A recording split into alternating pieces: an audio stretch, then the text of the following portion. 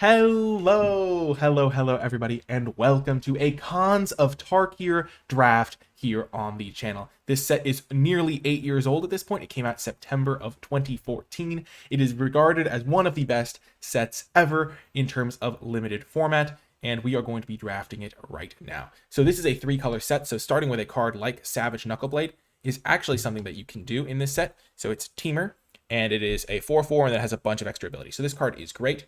And you really can draft a lot of colors in this set. So this is definitely a card that we will consider. Burn away, 5 mana to deal 6. So clunky removal, not really a huge priority. 6 mana, 4/5 flying prowess. A little bit expensive. There's also a lot of cool stuff in this set like Morph and things of that nature. If you do enjoy this sort of draft, subscribe for more. I love doing these sorts of things and I post them on the channel all the time. 2 mana to do -2/2. Pretty good in a set with morphs where you can kill anything. But yeah, so prioritizing lands and prioritizing just powerful multicolored cards is pretty good. You can even play like 5-color stuff in this sort of set. Okay, so now this pack, the rare is missing, so we don't get a huge signal from that. We do see Despise, which isn't great. Karu Bloodsucker, which also isn't that great. And then Sandsep Citadel is the card that I'm leaning towards, even though it doesn't go with my Knuckleblade that well. I'm not necessarily guaranteed to be able to play Teamer, and the Knuckleblade is going to be like just an option, and being able to play a 3-color land is just really good because it goes into so many different decks. It helps you splash, helps you play cool morphs, all of that stuff. The commons, Kieran, there's Bring Low, which is deal 3, and then you can kill bigger creatures sometimes with it. The land, honestly, prioritizing the lands is pretty great in this set, so I wouldn't mind taking this land, and if I wasn't taking this, I'd probably just take the Scoured Barrens, honestly, because it just gives you so much more flexibility later on. So yeah. Okay, so moving on to pick 3. There is Bear's Companion, which is a great pickup for our deck because we already have Savage Knuckleblade, and this is just a great card. It's a 5 mana for a 2/2 into 4/4. Heartpiercer Bow, not great. Seek the Horizon, not great either. There's a Freak Weapon Master as a morph. There's Woolly Loxodon as a morph. There is a Jungle Hollow as a land that goes with our Sandstep Citadel. There is a rare and a common missing out of this pack. So again, not a huge signal. White, blue. I don't think the white, blue, like counting up the colors is as relevant because there could just be a multicolored card as a signal. But yeah, Outlast is one of the mechanics in this set, which lets you put counters on creatures. Morph is one of the mechanics in this set where you play it for face down for 3 mana and then you flip it up. One thing if you're playing this set yourself to know about morphs is that a morph is a 2/2, and if you are trying to fight your opponent's morph, it will never be able to kill, like trade for more than a 2/2, like your opponent's morph, until they have 5 mana to flip it up, because they can flip it up at instant speed, and you can't react to the flip. Okay, so this is what we've got. We start off with a Teamer card, Abzan land, Teamer card. Let's see where we go from here. Altar of the Brood, not particularly playable. Stubborn Denial, not great. Venerable Lamassu, you don't really want this random 7-drop. Even though this is a relatively slow format, you can just get expensive cards attached to, morph cards, generally speaking. This isn't that great. This pack is kind of weak. There's a uncommon and 2 commons missing out of the pack. Honestly, Scaldkin is a potential option as just a flyer. There's Highland Game, but you don't really need random 2-drops, especially ones that just trade for morphs. Set is relatively slow. I think I'm going to take the Scaldkin over the Stubborn Denial. I don't really want the Lamassu. Just getting another card that goes into Teamer colors is kind of nice. But overall, that was a weak pack. Okay, this pack is so much better. Actually, crazy how much better this pack is. So it's got Mardu Rough Rider as an uncommon. So just really nice aggressive card. Doesn't really play great with the cards I have, but it does fit into a deck that could use the Citadel. There's also Mardu Horde Chief. Nice aggressive card. Ponyback Brigade is a nice aggressive card. So we're seeing a lot of Mardu cards here. There's a rare 3 commons missing. We do have a nice Teamer start, but we aren't seeing good Teamer cards. So I think it's worth speculating on a Mardu card. And if we're going to speculate on Mardu, I think Rough Rider's better. There is Teamer Charger, which we could take. And maybe we're supposed to take. Yeah, I guess I'll take the Teamer Charger.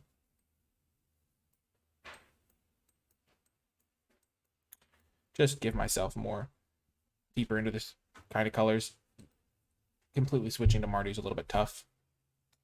Winter Flame. Tap a creature, deal 2 damage to target creature. Pretty good.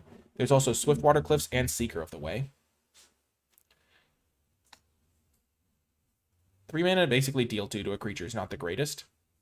Just deeply mediocre. But the land is really nice because it helps us with our mana for our Teamer deck. And you really want to have good mana if you're going to play a strong 3-color deck. So I'm going to take the Swiftwater Cliffs here. And then there are some Jeskai cards, like Seeker of the Way. Pretty good card.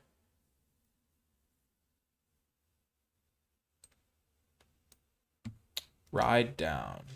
Target blocking creature.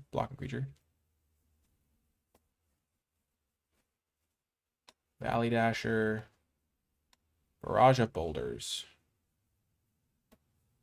Scout the borders. Krumar Bondkin. Killshot. Overall, kind of a weak-ish pack.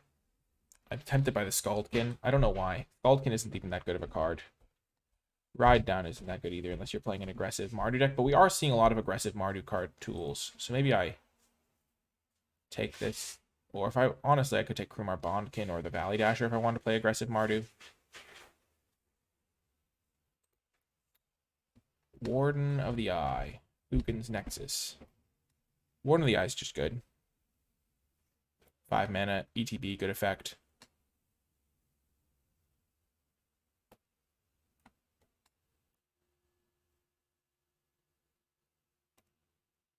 How much is the power crept from Khans of Tarkir to recent paper sets? Pretty crazily, though I wouldn't say that it was a linear thing like Khans of Tarkir was the last linchpin of certain types of decks. Wetland Sandbar, Valley Dasher, Sage Eye Harrier. Maybe we make a transition to playing more of a Jeskai deck and then we splash. We'll play 4-color. I think Killshot is definitely considered playable. It's not a card that I love playing necessarily, but it's fine. We'll take Tormenting Voice now. I think it's better than the Bloodfire Mentor. Seek the Horizon. Maybe we play like some sort of 4-color deck. Now we'll take Bloodfire. Or we could take Lammasu. I just don't think this card's that good. You generally have stuff to spend your mana on. Swift Kick or Salt Road Patrol. I'll take the Kick because it's more in my main colors. Okay. So, going out of pack 1, we kind of are playing 4-color with every color except black. That's just kind of where I'm at right now. And then this pack has great black removal spell, black, white, gold card, white uncommon. I don't think Teamer was necessarily open because we didn't see any good Teamer cards after pick 3. We did see some good late Jeskai cards, so maybe we'll try to transition that direction. I could take Tranquil Cove here. I could take Abzan Battle Priest. I don't really have any +1/+1 counter synergies.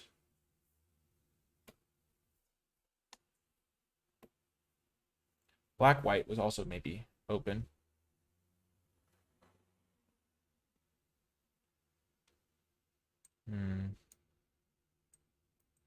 These are my green cards. I could take the Tranquil Cove. I could also just take...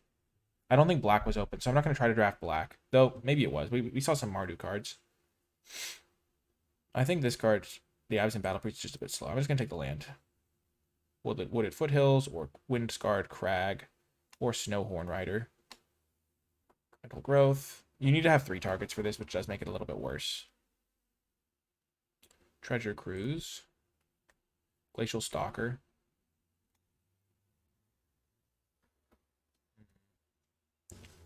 So we have, these are like the white cards, these are like the green cards, and these are the blue-red cards. We could still just play all 4 colors.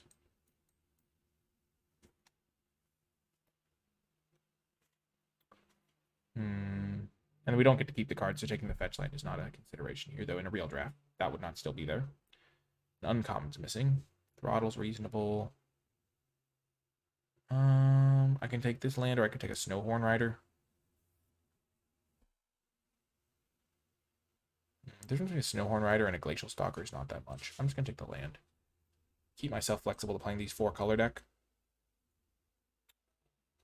Rugged Highlands now, maybe. There's Trap Essence as a counterspell, but that's a little outside of my deck's purview. Dragon Grip.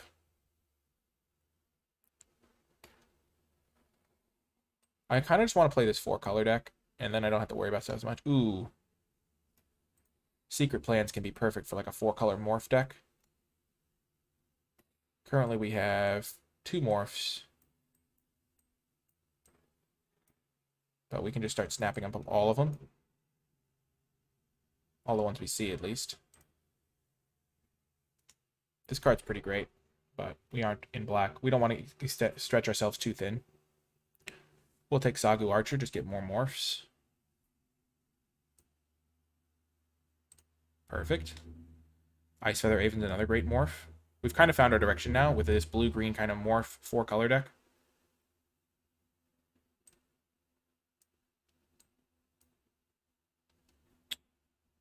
Huh. Seek the Horizon. It is a lot of card draw, and it fits our 4-color deck plan. But there's also Mystic of the Hidden Way. That's another morph.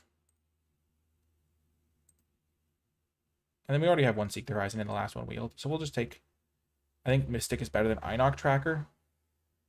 Just get morphs for cheaper, and looks like we're a little bit base blue-green. Ooh, Teamer Charm, great pickup.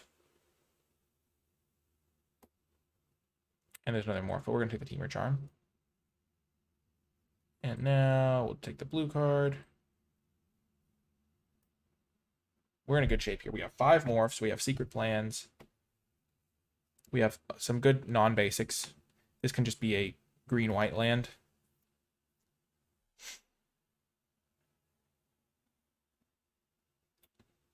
And we'll just slowly start solidifying our deck. So let's sort by mana value, and then we'll put all of our morphs in the 3-drop slot. Ooh, Snowhorn Rider came back. Great. Excellent stuff.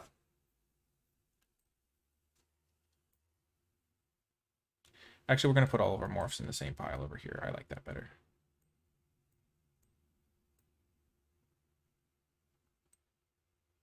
Just so we can keep track of them. 6 morphs, and the Secret Plans is great.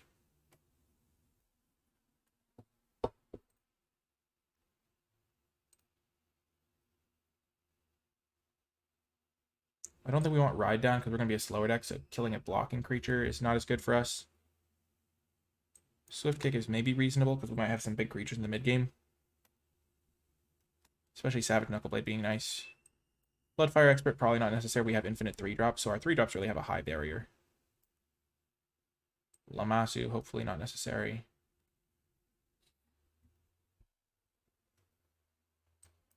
Tormenting Voice, maybe not necessary. Wow, Trap Essence came back. Nice. Maybe we're the only teamer drafter. This is still a reasonable card. You can counter a creature, put some counters.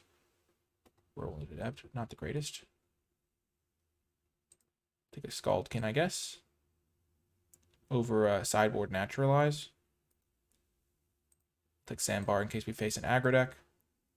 Feed the Clan, not really a card I'm ever going to play. But we have 5 lands, which is good. And then we have 6 morphs and a Secret Plans, which is nice.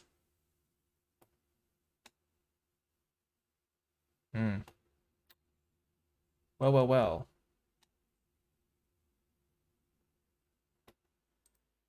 Pearl Lake Ancient is actually insane. It's a 7-drop that they can't kill because you can always just return it to your hand. And it is going to eat one of their creatures and just be a huge threat.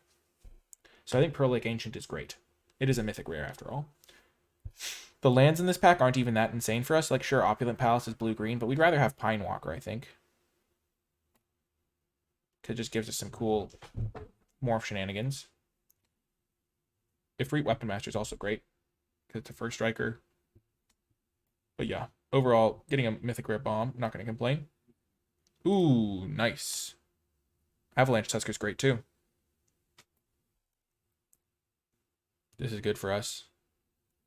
This is where we hopefully get rewarded for being kind of flexible with our colors and finding all the open stuff. I wouldn't mind Embodiment of Spring.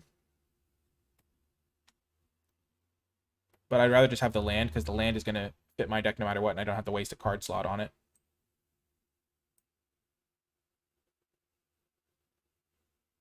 Okay, there's Jeskai Charm. There's also a free Weapon Master.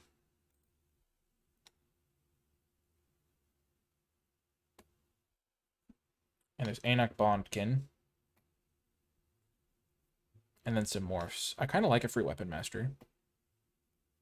Getting a 7th morph. Jeskai Charm is nice too, though.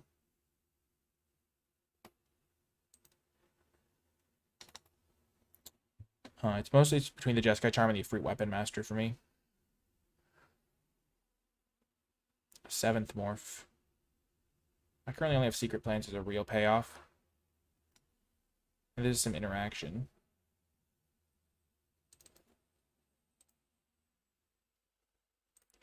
I'm going to take the Weapon Master. I just want to have a more consistent deck, I think. Now I'll take the land. I think.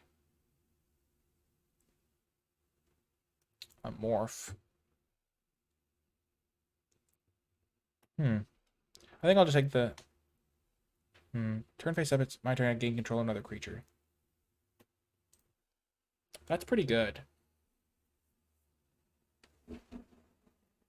But I'm going to need the land more, I think. I'm not that aggressive. Smoke Teller's a reasonable 2-drop. Rugged Highlands. I like Snowhorn Rider, I think. We have 7 lands, so we have 19 playables right now if we include all of these cards. Rugged Highlands is a fine one, though. So we have 7. Playing 4 colors in limited is really hard. I'm just going to take an 8th land.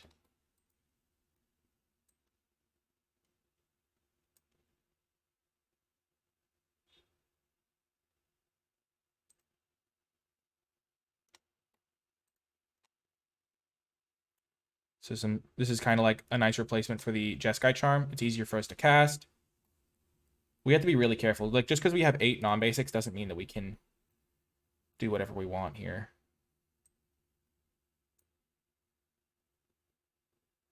Okay, another morph. Actually, we might just take Riverwheel Aerialists. 6 mana 4/5 flyer is a nice late game card. And the 5/2 morph is not great. So I think Secret Plans is already pretty good in our deck. I don't like Kintree Warden either. I'll also take a removal spell. We'll just take the big flyer. Weapon Master came back, huge. That's great. Okay, we did get one of these anyway. When we catch a non-creature spell. We have 16 creatures, 8 lands. We don't have that many non-creatures, so we'll just take this morph. We got one anyway. Embodiment of Spring, sure.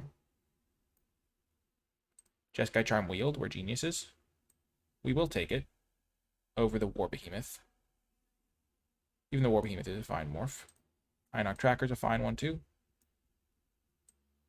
Banner, not my favorite card. I'd rather rely on my lands for fixing. And this one, Seek the Horizon. Whew. Well, this is a pretty cool deck. Probably play the we might consider playing the Venerable Lammasu. It's just worse than the Riverwheel Aerialists, though. So this is 26 playables. I think we can play 18 lands because we have so much to do with our mana. And we really don't want to miss a land drop. That's kind of one of the things. If you miss your land drops in this set, you're screwed. So we're going to play 18 lands. So that means we have to make 4 cuts. Let's make this a little bit bigger. Again, I'm going to sort my morphs all over here, I think.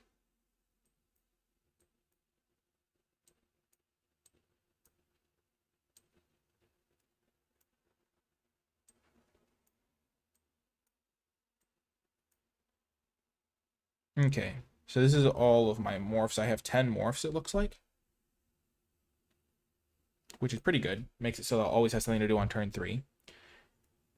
I got Secret Plans. I got Embodiment of Spring as a nice, like, 1-2 punch, potentially. We'll have to see how this one goes, but I think it might be a little bit slow for my deck.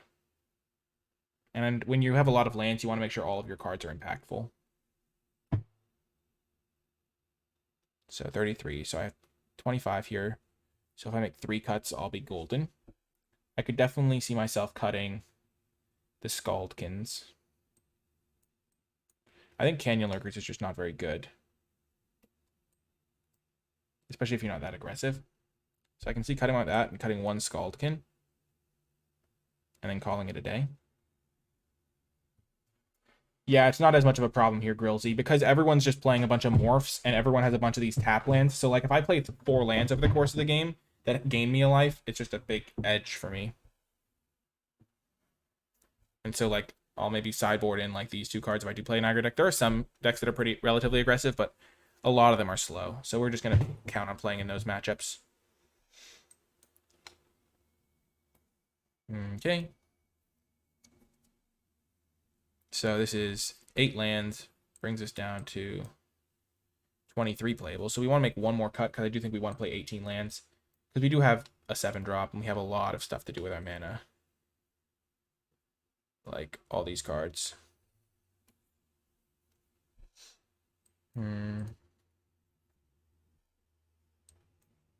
I could see Tormenting Voice being a card that I want as well.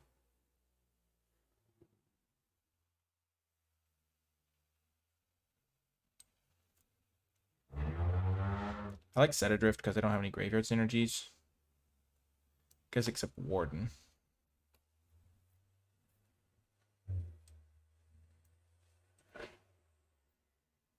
Traffic is heavy in the background. Okay, are there any bad cards in here?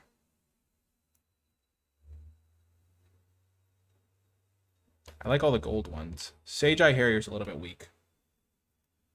It's a 1/5 flyer. And white is my least played color. I could see doing that. So then I have 8 morphs to go with my Secret Plans, which feels great. I have 22 playables. I could also just play Tormenting Voice instead of an 18th land.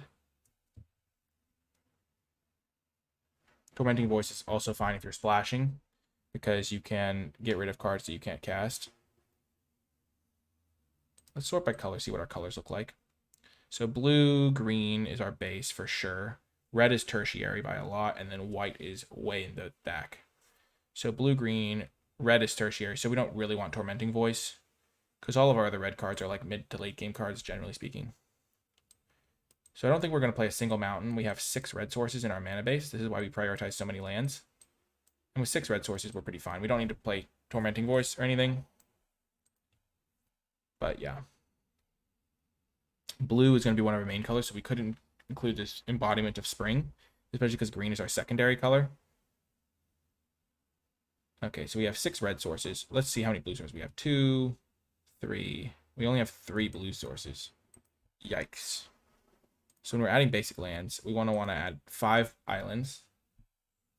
So we get to up to 8 blue sources. And then green, we have 1, 2, 3 green sources. So we have, if we had 5 islands and 5. Oh gosh, that's tough. No, we have 4 green sources. No, 3 green sources. We have 1, 2, 3, 4 white sources. So we have 6 red sources, 4 white sources, which feels reasonable for the cards we have. And then if we add 5 islands, 5 forests, Seek the Horizon not being able to get our splashes is a little bit rough. So we have 4 white sources, 6 red sources.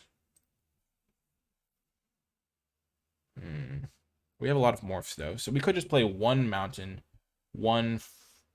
No, we don't need a mountain, I don't think. I don't think we'll need a mountain. But we probably want 1 plains to get with our Seek the Horizon. Maybe we don't need Seek the Horizon. That could be it. Because I don't think we're going to have the mana for it anyway. Maybe Embodiment of Spring would be better.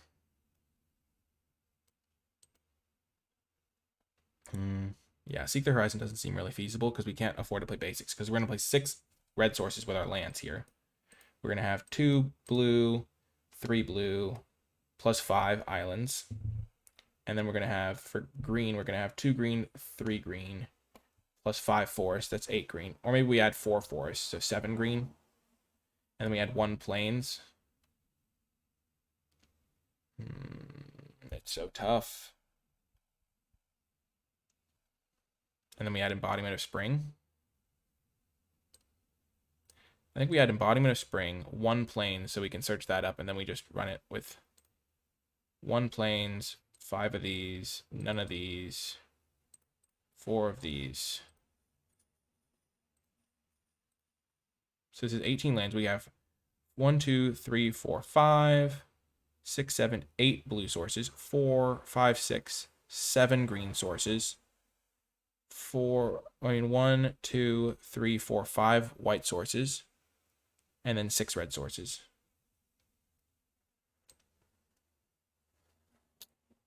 I think this is going to be the deck. I think it looks great. Canyon Lurkers, Venerable Lamasu, Sage Eye Harrier, all kind of options. Scaldkin is also an option. We can finite, we can. Scaldkin is also an option because blue is our main color. So I could play Scaldkin instead of the Embodiment of Spring. But I kind of like having Embodiment of Spring as just an extra thing to do on turn 1 or 2. I do have a few early game plays. I have a lot of stuff to do in the late game. Maybe I should play the Scaldkin, though. I think I'll play it like this for starters, and I'll see if I need anything extra gas in the tank after that. That is going to do it for the deck build portion. I hope you enjoyed it, and I will see you folks in the matches. If you are enjoying my content and think it is worth supporting, you can do so at patreon.com/NicolaiBolas. It's simple, easy to set up, can be canceled at any time if your situation changes, and I really do appreciate everyone who supports me in this way. Without further ado, let's get to the games. Welcome to round 1. We have a keepable hand here. I'm glad we have the Embodiment of Spring. Maybe some early defenses. Some ramp. I'm also glad we're playing 18 lands. Our opponent mulliganed. And they're playing Jeskai. At least that's the initial read I get based on their Jeskai land.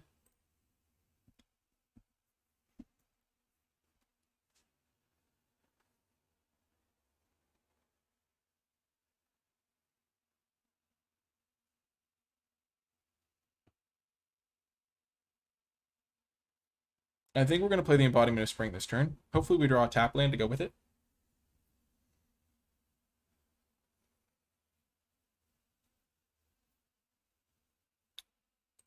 Okay, we could just play Teamer Charger. What's our next 3 turns look like? So we're definitely playing this forest. So we can just do that now, and then we'll just think based on the cards we have in our hand. So if we use Embodiment of Spring, we can't get a red source, which isn't great. We still have 6 in the deck, though. We can play Teamer Charger here. Then next turn we play a Morph, and then the following turn, if we draw a land, we can play a Morph plus Embodiment of Spring. I think that's going to work. And we already have all the colors that we could get with Embodiment of Spring because we have our white source.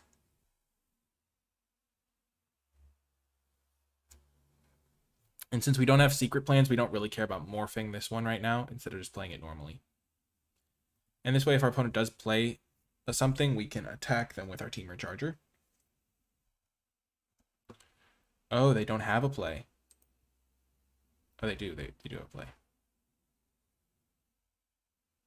Okay, so they're playing Sultai. Or they're playing 4-color as well.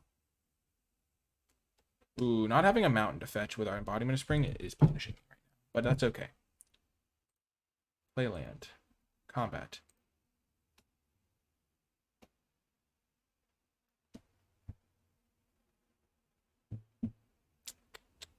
Do we trade here?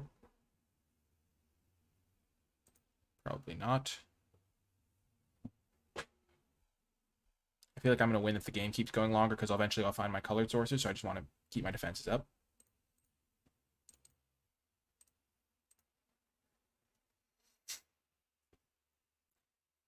Because I can trade Teamer Charger for whatever their morph is.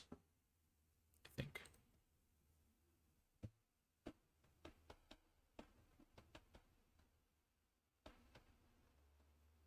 At least I think that's how it works. I wonder, I forget what Sage Eye Harrier is. I'll look it up because I think, Sage Eye Harrier obviously turns into a 1/5. Okay, they play another morph. And they don't have another land. Come on, blue-red land for me. If I draw a red source land, I'm going to be in great shape here.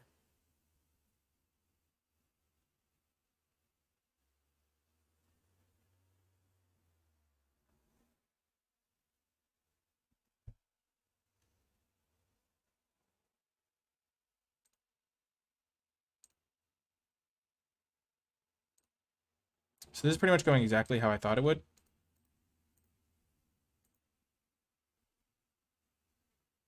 They're short on mana. We have 6 red sources to help cast all of our red cards.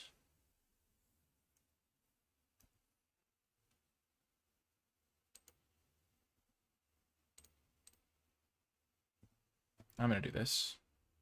They could have a combat trick. Okay, they have a Grim Specs. So this does cost 4 to morph up. So we did need to be careful there.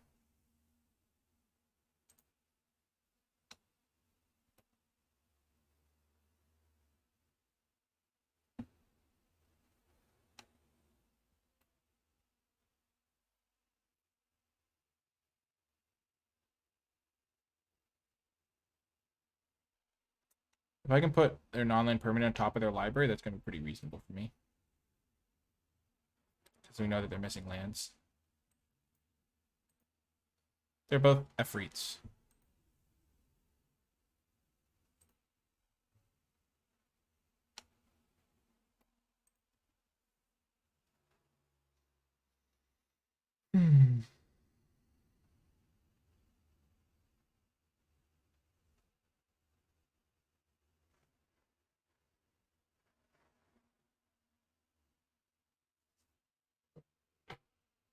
Okay, another morph.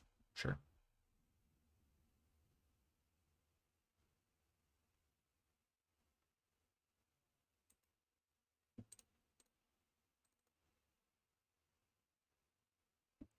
So we're going to get an island, I think.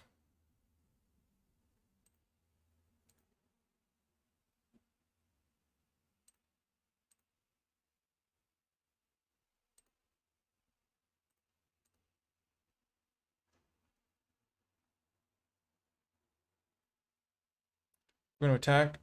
Oh, no, I screwed this up. Set Adrift is not a...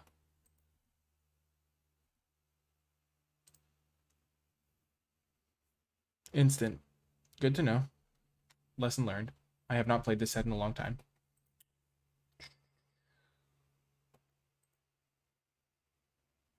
That was really bad.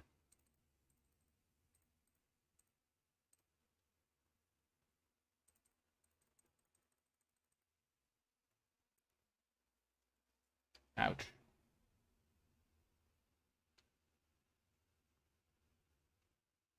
I thought I was going to be able to make them block and then do that at instant speed.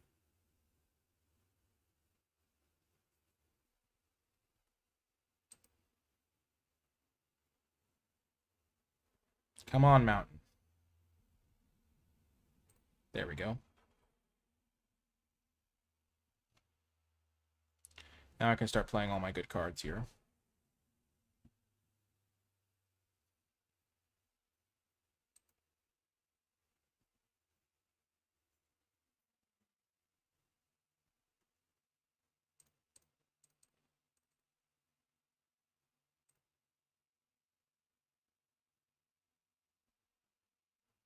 Gonna play this thing first. I mean, all of my red sources are tapped.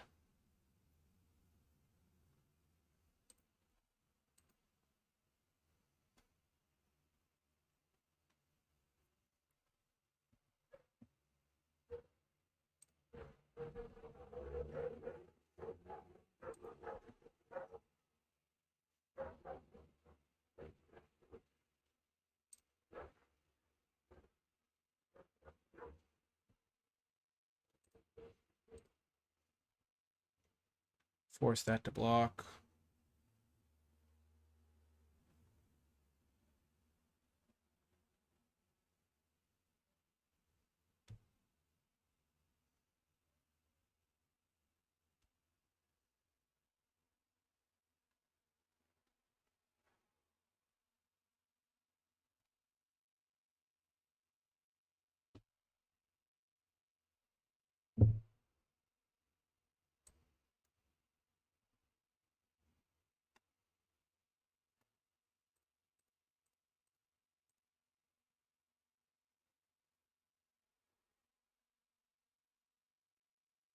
Hmm.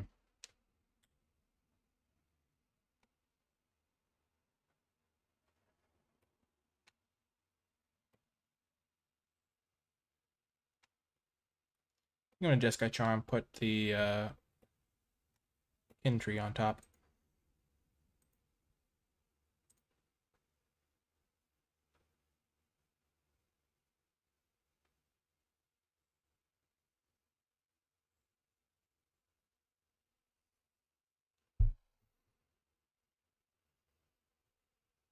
I don't think they can do anything too crazy.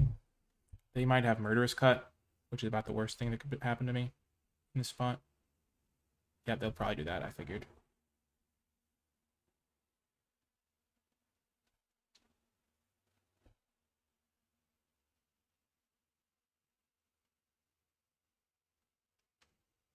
So if I hadn't screwed up my Set Adrift, I'd be in much better shape. I mean, they have 8 cards in hand, so don't take anything for granted. And they have 4 mana now. 5 mana now.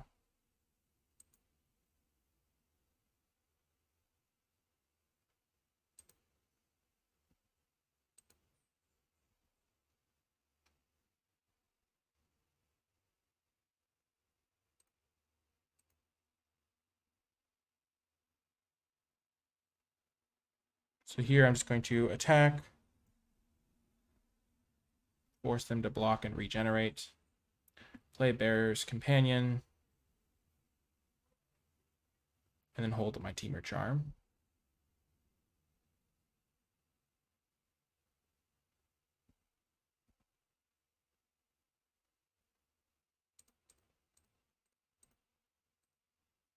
Red, blue, green, yep.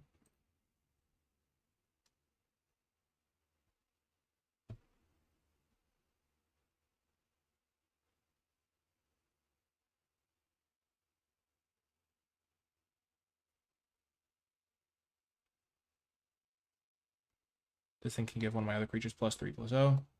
There are some Wraths. There's a 7 mana one-sided Wrath in Abzan colors, which is kind of why I'm trying to end this game, because I am in bad shape if they use that. But I do have a counterspell, so I'm not that worried.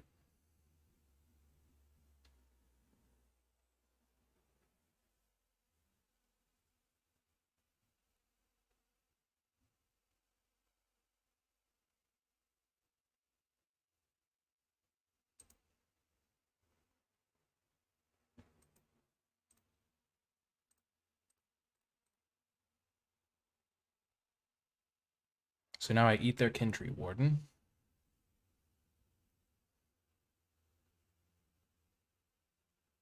And we win the game. Okay, so what do they have that we need to be aware of? So their morphs are Ifrit Weapon Master, Grim Haruspex, War Behemoth, Sage Eye Harrier, and Kindry Ward. Let's just do this to make it easy. So they were a slow deck too.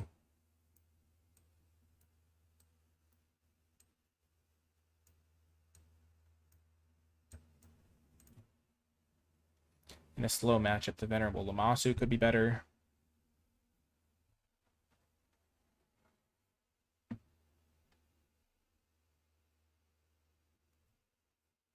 I wonder if 6 red sources is enough. We have 1, 2, 3, 4, 5, 6, 7, 8, 9, 10, 11, 12 red cards. We need to add a mountain, I think. And we will cut a... We have 1, 2, 3, 4, 5, 6, 7, 8, 9, 10, 11, 12, 13, 14, 15, 16, 17, 18. cut an island. We still have 1, 2, 3, 7 blue sources, 7 green sources. 1, 2, 3, 4, 5, 6, 7, 8, 9, 10, 11, 12. 12 green sources. Yeah, so we're a little bit light on islands from what I would like. This way we have 7 red sources for 12 red cards, which makes sense to me. Scaldkin is a nice card.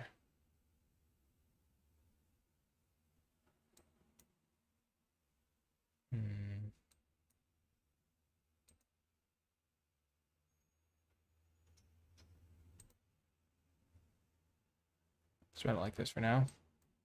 Thank you, MTGO, for always resizing the window. It's nice to have that consistency in my life. Okay, we can keep this. We have all of our colors. Even though we don't have a blue and a red source to cast the Tusker.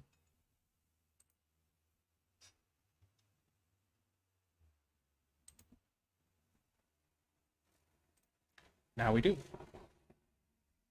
So this is why it's really nice to have a bunch of gain lands, because even if they hit me for a few points, I'm going to still end up at a pretty high life total. I'm going to still be at 20, I think. I played this one first, even though I drew this one, because I have the blue 1-drop.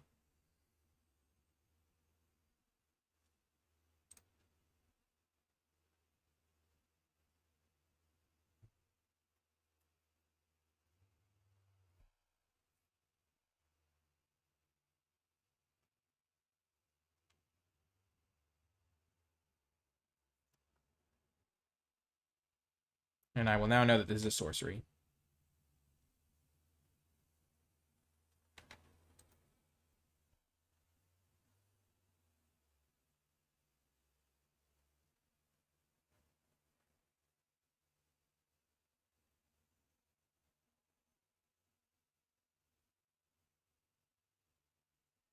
It is a morph. They don't have black mana yet. That's a great card. I will play my own morph. Everyone playing a bunch of morphs is pretty par for the course in this set. It's one of the reasons why it's slow, because people are playing 3-mana 2/2s, which don't beat down a lot, and there's gain lands.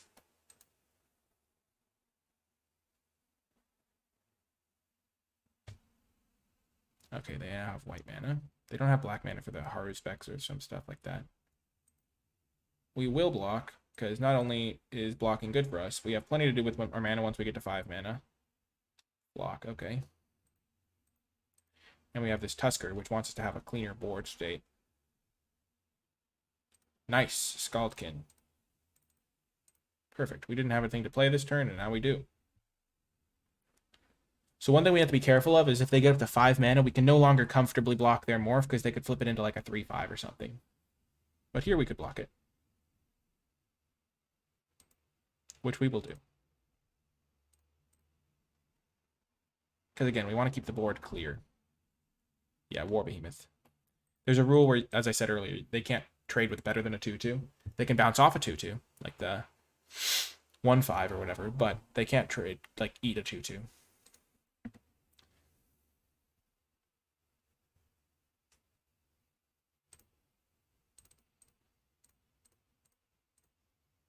Playing the Tusker first is my strategy, because then I can use Set Adrift and start eating their creatures, and once I start eating their creatures, it's really hard for them to bounce out of that.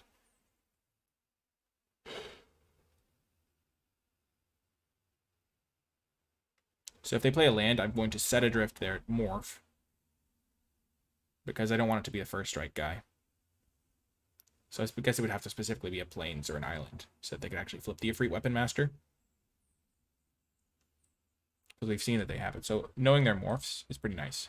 So we know they have Haruspex, War Behemoth, Sage-Eye, Harrier. Now we know they have Monastery Flock. Okay, but they play Mardu Banner. That's not a great card conventionally in this format. Banners just aren't great.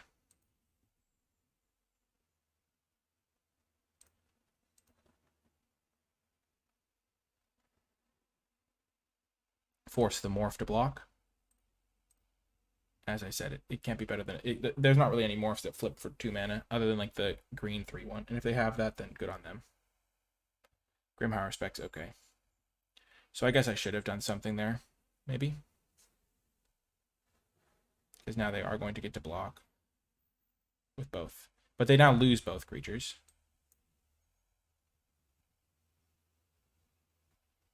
Still, maybe mess that up.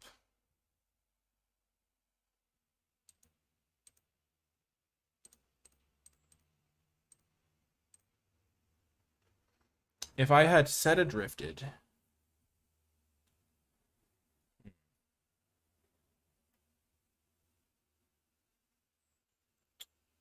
I'd use set adrift.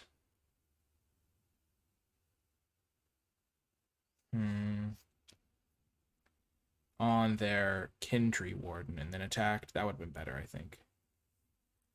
Eating their morph for free. Dang it. I messed that up.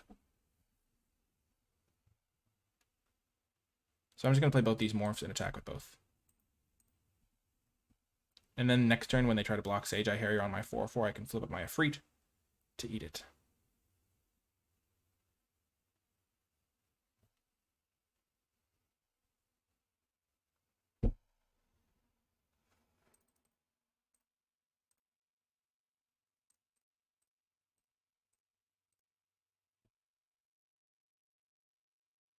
So I did mess this game up. If I should have used my set adrift on their 1/1. Because not only is it just like better, it's just then they have to play a 1/1. And then I eat their horror specs. And I know they have horror specs. I honestly, what I forgot was that this tapped for black. I just didn't register that, and so I was thinking they couldn't possibly flip their morph, and I was just gonna kill both. But that doesn't make any sense.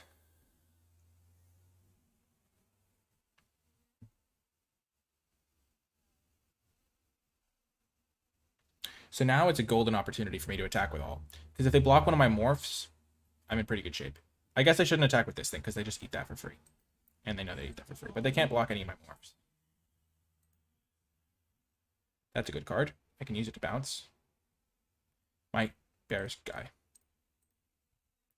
So now no matter what they block, I end up in great shape. If they block the Kieran on the Efreet and this on this, then I end up in perfect shape. If they block this on here and this on here, then I have to wait a turn for the Efreet blowout. Hopefully they block this morph. It's just complete 50-50 on which one they block. Perfect. Oh my gosh. Devastation. Okay, well, we are going to flip this guy. Red, blue, white. So they're probably feeling pretty smart about now.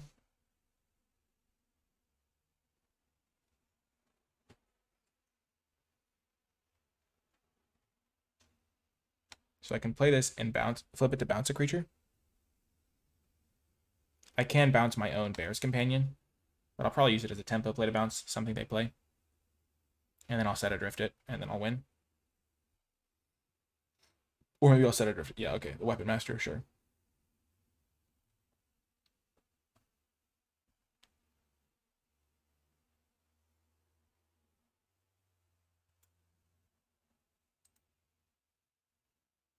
So I'll put the Weapon Master on top of their deck. Hit them for 8. Then I'll Ice Feather Aven, bounce it, and hit them for lethal. Blue, 2, 3.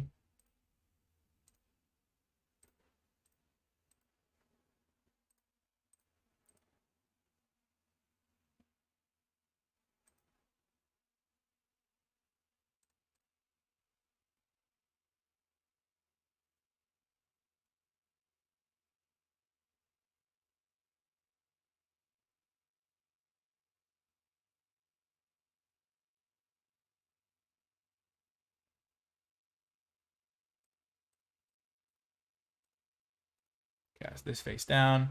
They play their Weapon Master. I bounce it. Attack them. And if I draw a land, specifically an island, no, I can't morph and play the Weapon Master.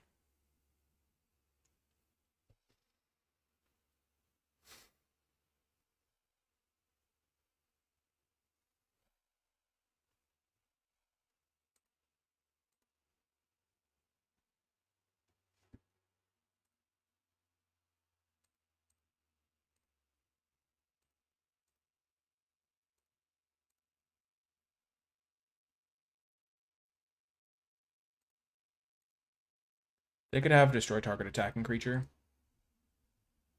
But that won't save them. Settle the wreckage. Oh, gosh. I did not know that card existed, but that is pretty sick.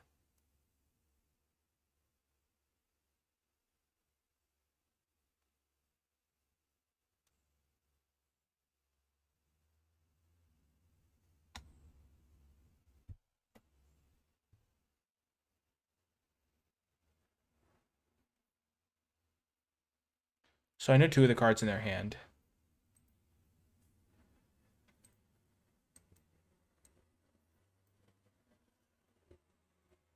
Two of the cards in their hand are their Kieran and the Morph guy. And they have shrunk all of my guys. Well done.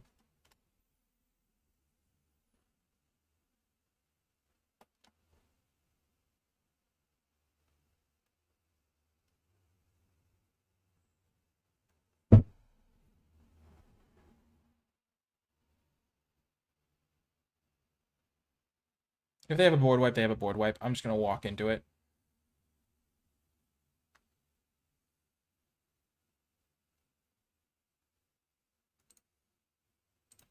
So if they play Morph, 4-drop, do I still win? They block this thing, they block this thing, they take lethal.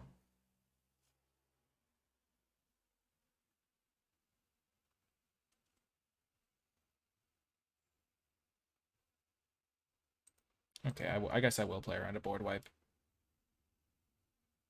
Because I do have this 5/5 trample, which is lethal if they don't block it, and they have no, and they are already enough lethal threats that they probably have to block it. Boom, got the win in round 1. We are going to edit the deck a little bit based on our experience. We're just going to know that we need to have one more mountain than we thought we would. So we're going to add this mountain. Because that also not only gives us just an extra red source, but also we can't tap these for both of the colors at the same time. So we can't be like, okay, I have a blue-red card. I can't tap my Swiftwater Cliffs for both at once. So having a variety of basics is also a little important and also makes my embodiment of spring better. So now I have seven blue sources, 7 green sources, 7 red sources, and 4 white sources, I believe.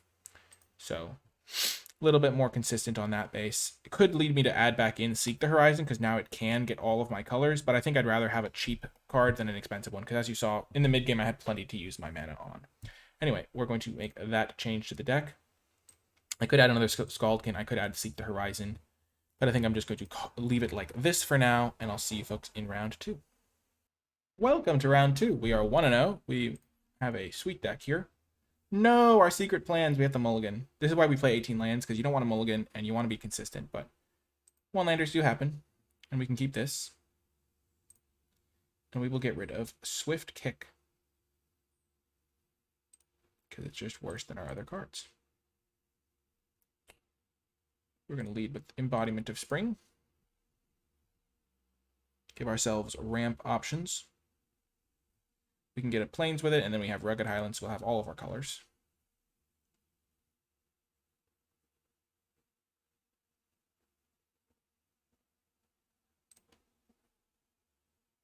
So we're going to do this, because this way we can get a tapped Plains, and then play Rugged Highlands and a Morph if we draw it next turn, which is ideal.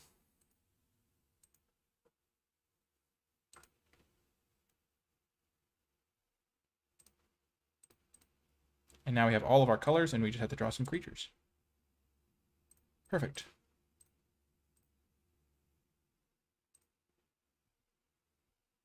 And now we can hold a Trap Essence for if they play a Morph. Jeskai Wind Scout, sure.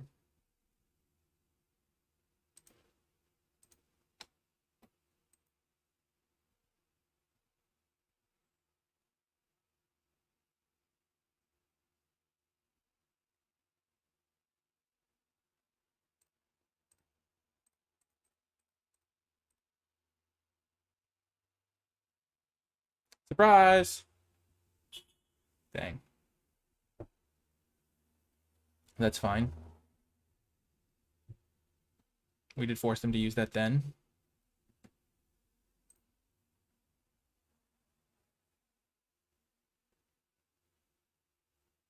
There are some crazy 6-mana creatures, but I think for now I'll just play this.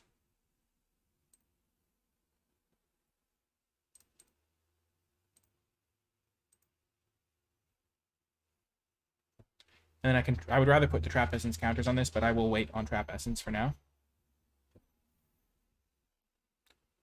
Jeskai Ascendancy. Okay, so they were not going to play a creature I could counter anything.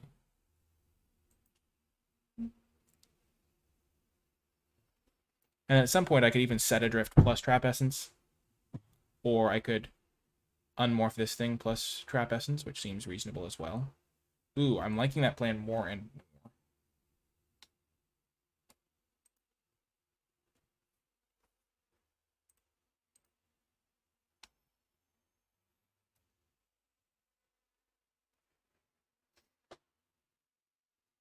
I can only counter creatures with it, so I need to make sure they play creatures. And a good way to do that is to bounce their creatures.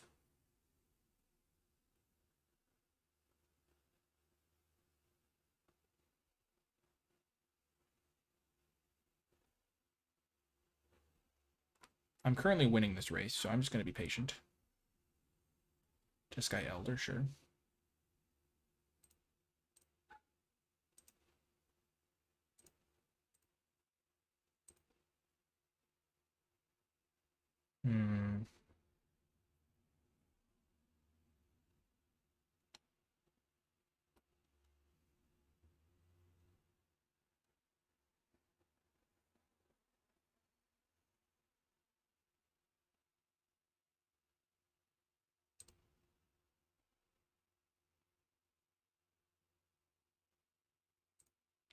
Bounce that.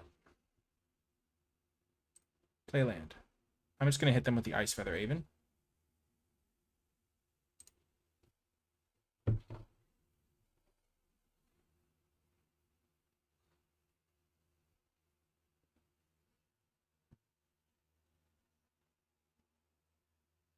They already have kind of infinite looting, so I guess this is fine. So giving them extra loot with the Jeskai Elder is not as bad for me. Still bad, but not as bad. They got rid of an Alabaster Kirin. Okay.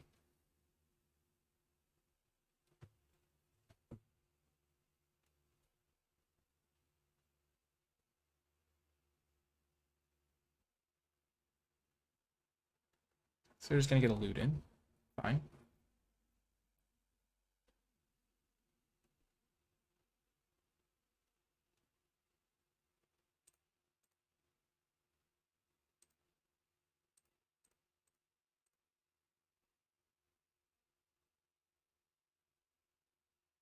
What was the morph? Master of Pearls. That's a pretty dang good one. Ooh, that's a scary one. Okay.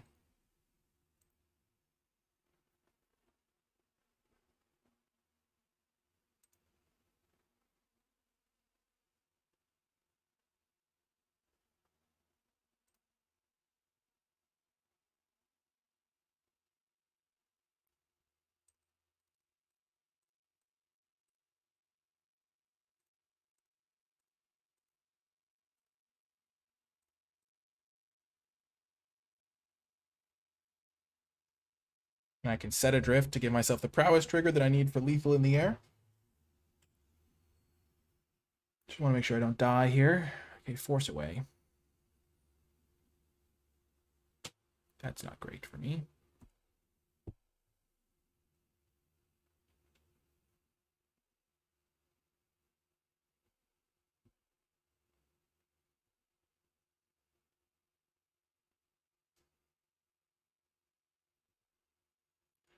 Seven. This could be lethal. Yes, it is. Okay, because they have this random rare. But I thought they would have to have two spells to make it lethal, but okay. So now we know a little bit more about their deck. They have Jeskai Ascendancy, they have Master of Pearls, and they have that other rare. So kind of sick deck.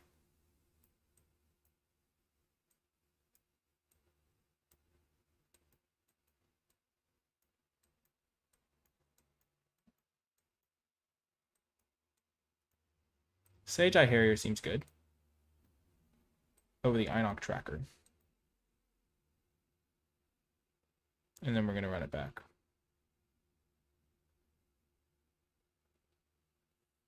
Maybe I want the Wetland Sandbar.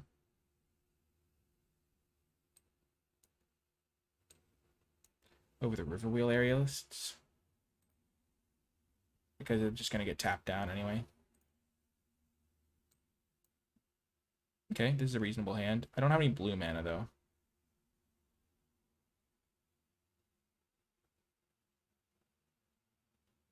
But sometimes you must keep these hands and hope to draw blue mana. I have 7 blue sources in the deck. So I'll draw it eventually. And you just have to lose to not hitting your colors sometimes.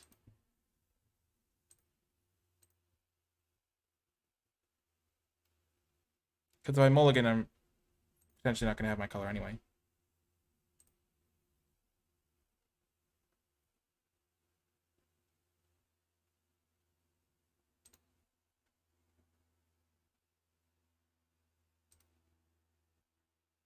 That was a mistake, potentially. I could have just played my Weapon Master and then played this next turn. Yeah, that would have been better.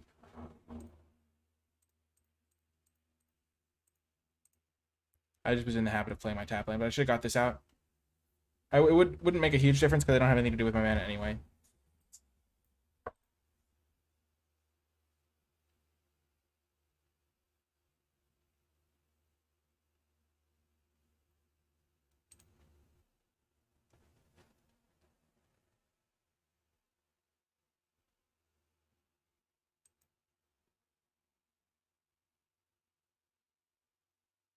That's actually really good for me.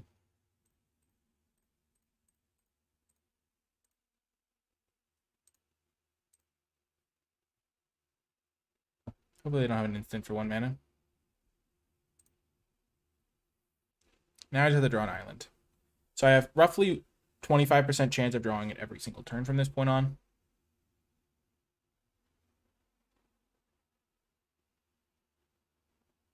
Okay, so it looks like they're stuck on land, so they wouldn't have fired that off. So if they had missed on land, we would have been in better shape. Okay.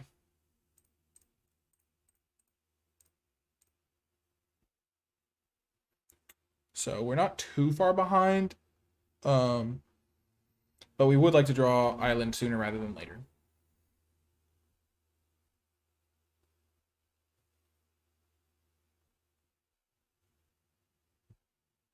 Kieran, sure.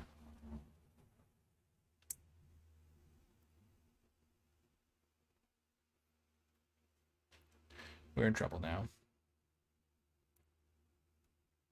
See, we went pretty far away into the game without drawing an island.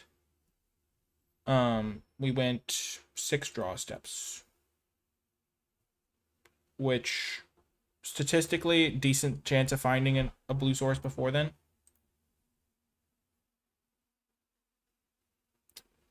But sometimes that's just how the cookie crumbles. It was definitely a hand that we knew we didn't have an island going into it, and that's one of the risks of playing 4 colors. Yep, making me discard to hand size.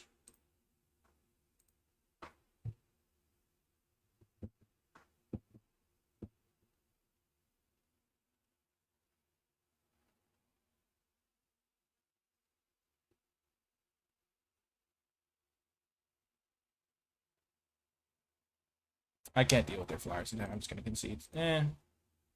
Yeah, I just don't think I have the tools to get rid of 2 flyers.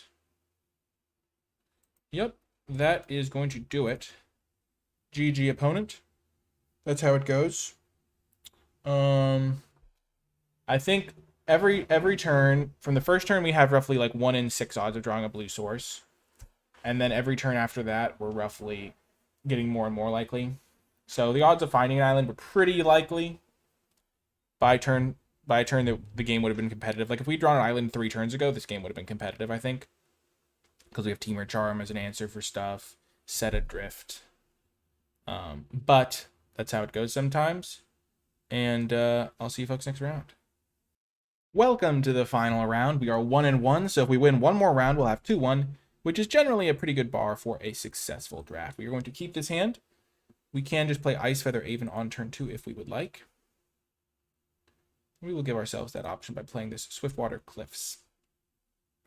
A 2/2 flyer on turn 2 can be pretty good. We don't even need the bounce. We can just start the beat down at Train. I think we're going to do that.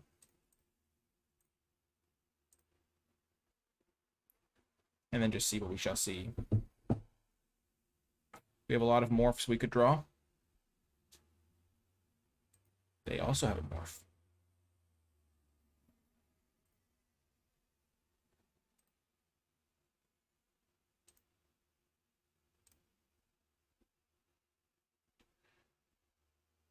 I'll trade for now. Trade damage, that is. I think a 2/2 flyer is better than generally I'm trading with a morph right now. Okay, now I probably can't afford to do that.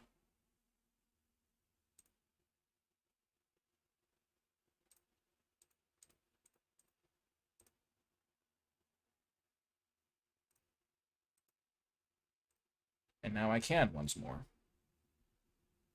Funny how that works. I would rather trade with their morph than their wetland sandbar.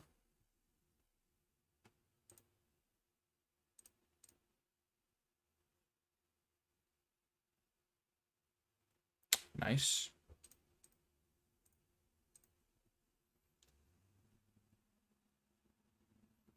That was a heck of a draw.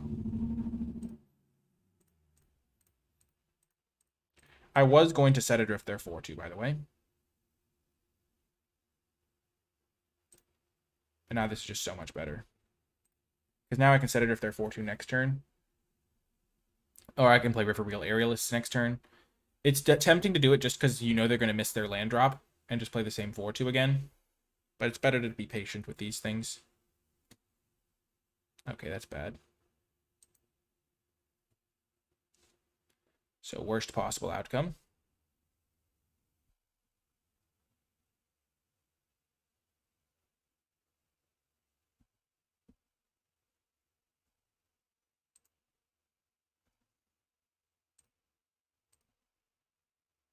We're going to hold this guy back because it holds back their 4/2, even if they somehow deal with River Wheel Aerialists.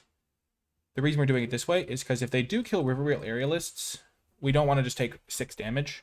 And if they don't kill River Wheel Aerialists, we're going to win because we can Swift Kick and just hit them for like 10 damage all in one turn.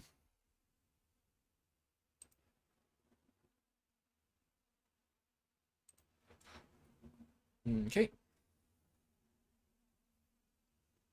They tap it down, sure.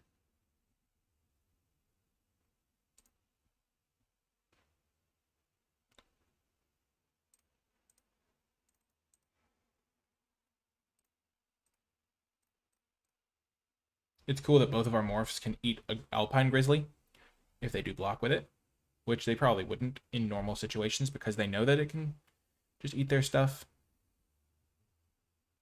I would like to draw a Savage Knuckleblade at some point too. That would be fun because that card's cool.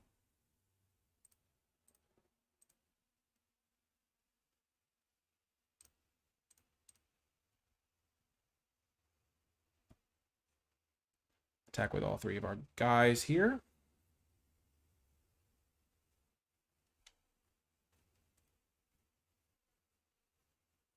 Sure.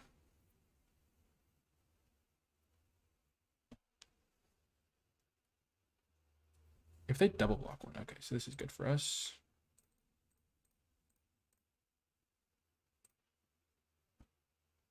They probably knew that wasn't going to work.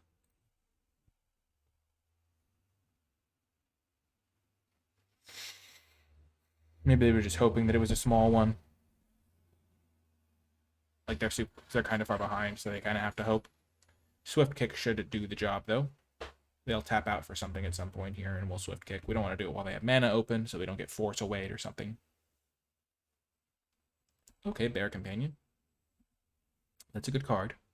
Do we just have lethal on board now, though? Okay, let's see. Yes, now we certainly do. This can give +1/+1 to all our guys.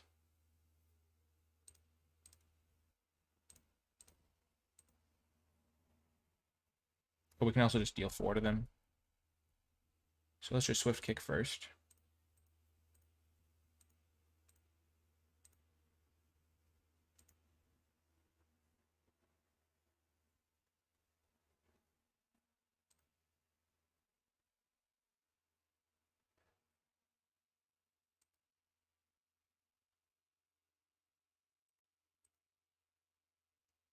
They go block, block.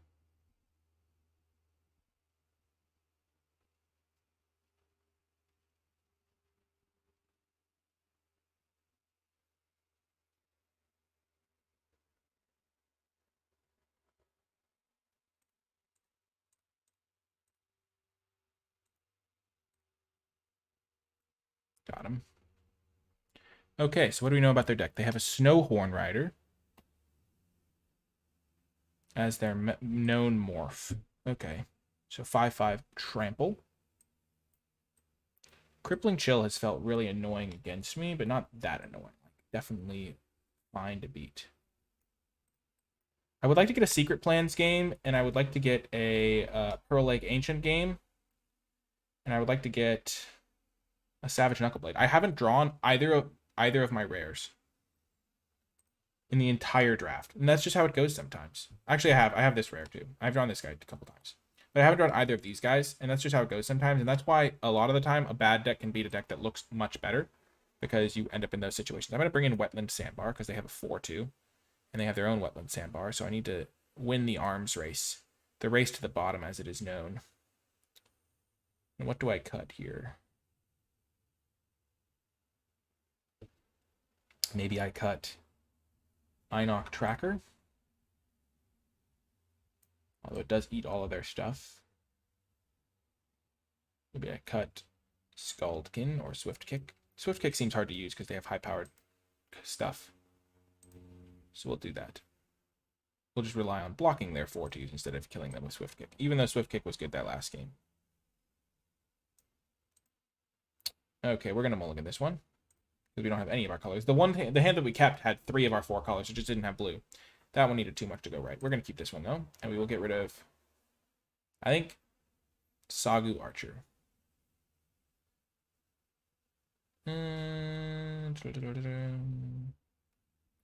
Maybe the Weapon Master, because we can't actually flip it yet. Yeah, we'll do that. Sure, we'll decently like the draw planes, but it's not even like... It's not... Like, we just don't want to have to rely on that happening.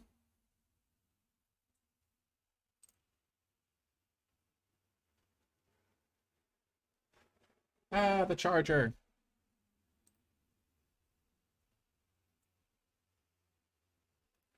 I could have also put back Set Adrift. This could end very badly for me.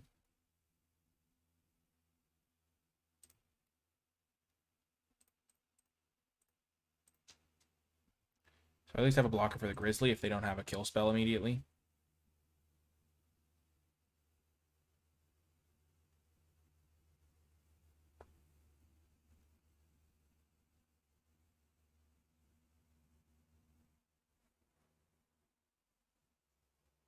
And trading off cards will help me slowly stabilize, because then I'll be able to play Set Adrift for cheap at some point.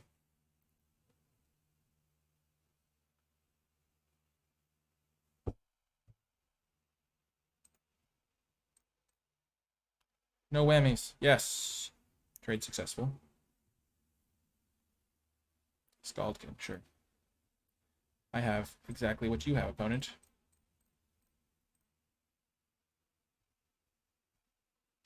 This is just a different program for playing on Magic Marauder. You can play older sets. You can play more constructed formats. And there's just some cool events that you can play. So this is a set from 8 years ago, so they don't have it on Arena. Good question.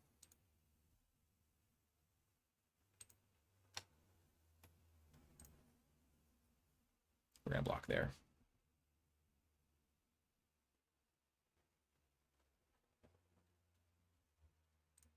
Play our tap land to gain a life, and then we're going to hold up Temur Charm as a counter spell.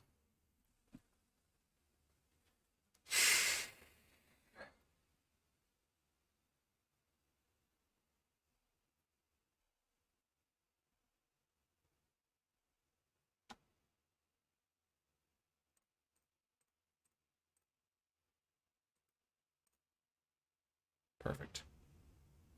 That's huge.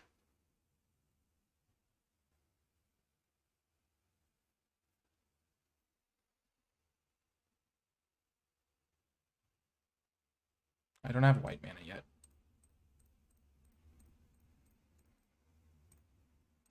I'm going to use this just so I have, honestly, an extra draw step, because I know that their next turn they're probably going to play that again. They didn't play anything on one of their turns. They probably top decked the Bear's Companion, and now they're just going to play that guy again. Treasure Cruise. Okay, they do not just play that guy again. They do substantially better. And we know that they didn't draw any lands, I think. Oh, no, maybe they played a land. Let's see. Did they play a land that turn? It's actually very relevant. Turn 7. Draws 3 cards. Okay, so they have all spells in hand. That's really bad, because otherwise they would have played a land and replayed Temur Charger.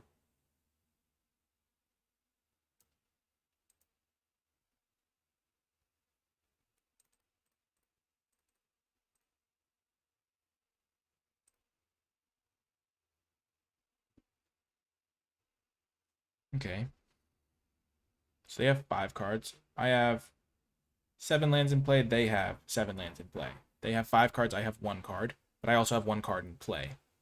So if they have a big play this turn, they will pull significantly ahead because they have more cards in hand. I know they're all spells. And I don't even have all my colors.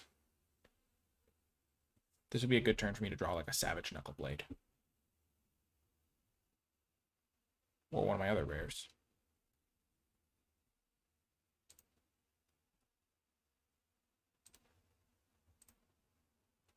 Not actually the worst draw.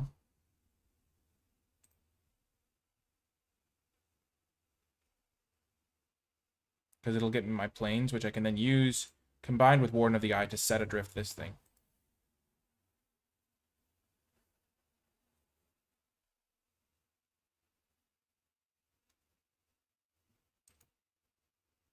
So I'm going to take 5 this turn.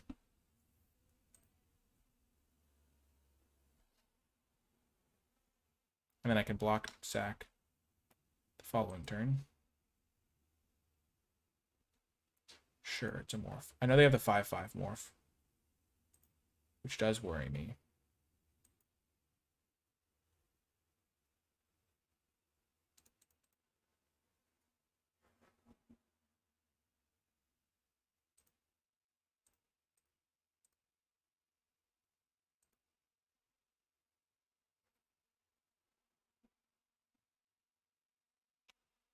The only morph I know about right now is this Charger and the 5/5 trample morph.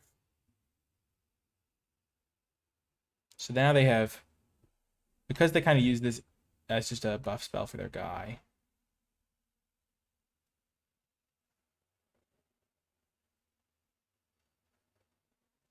I'm in slightly worse shape. But, no, they tapped that guy. That makes things much more problematic. Dang it. Okay. Well, they do have the 5/5 trample guy. It's got to be that guy. So we can't block this yet.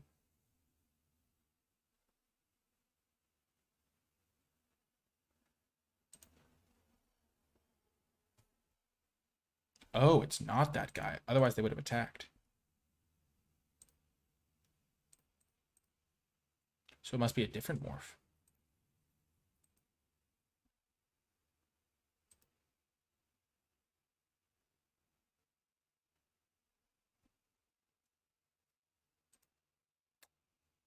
Ow.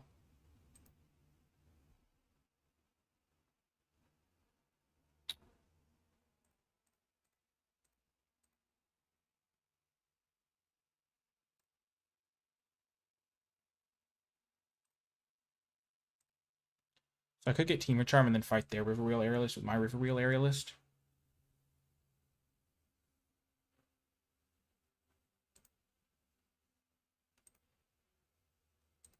I could do that now, or I could wait till their turn, hope they don't have a non-creature spell, and then kill one of their attackers on the way. No, I can't. Yeah, kill this thing. No, because that thing is trample. Okay.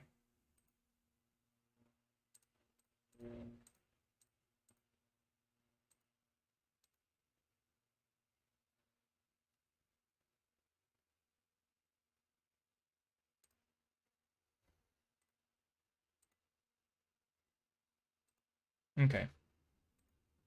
So this morph is the death of me, probably. Okay. That card is the death of me. I'm dead. Okay. Monastery Flock. Good to know. Good to know. So they have the bounce spell, which does make Riverwheel Aerialists a lot worse. And they have a copy spell that can copy my guy. I'm going to bring back in Swift Kick. I'm on the play. I could bring in Crippling Chill. This card has been really good against me.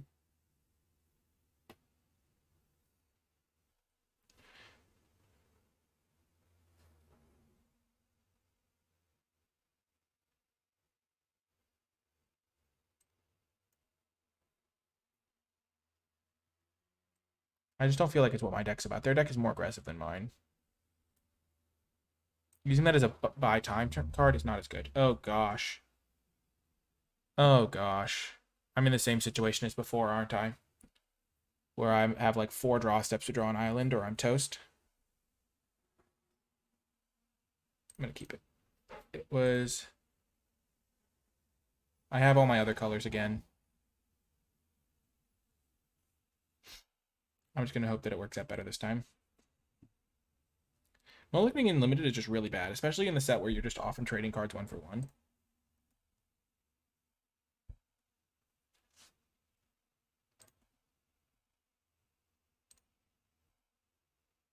And I have a morph I can cast. A couple morphs I can cast, actually.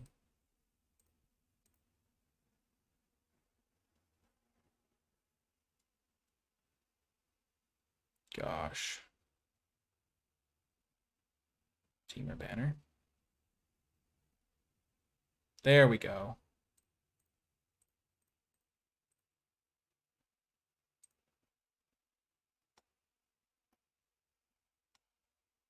Huge. We're in the game.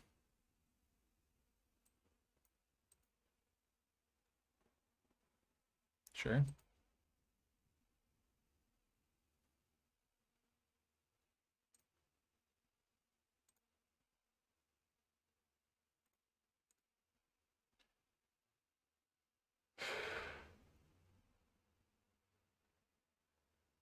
Is it Monastery Flock?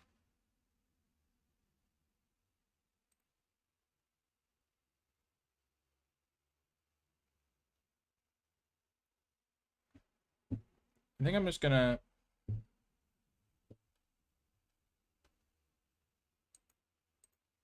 It is Monastery Flock. I'm just gonna play Scaldkin here.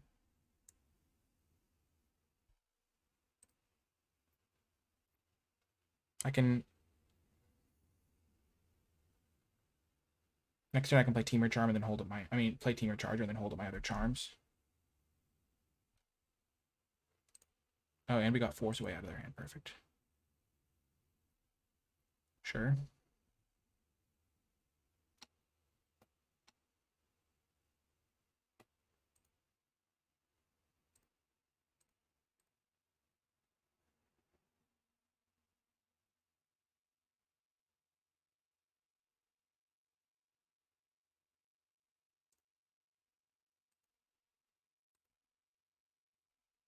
Okay.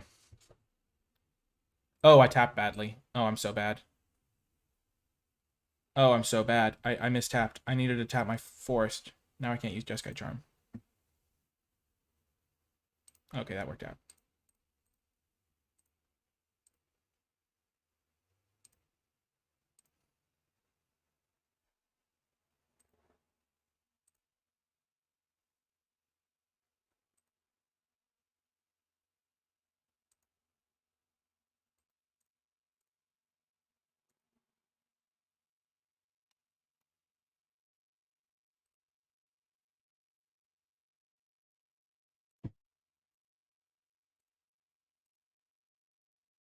Oh my gosh, the Savage Knuckleblade that I didn't draw the entire draft is now clutching it in the final game for me, hopefully.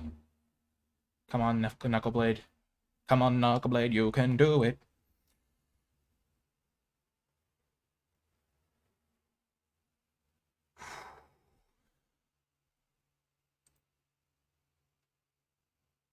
They can't replay their big guy, I don't think.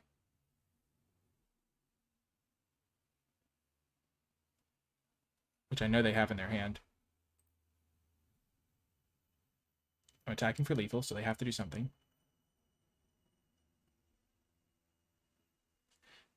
That's why I don't love that card in a defensive spot, because they're still in deep trouble. Arguably even more trouble, because I can just play Bear's Companion now.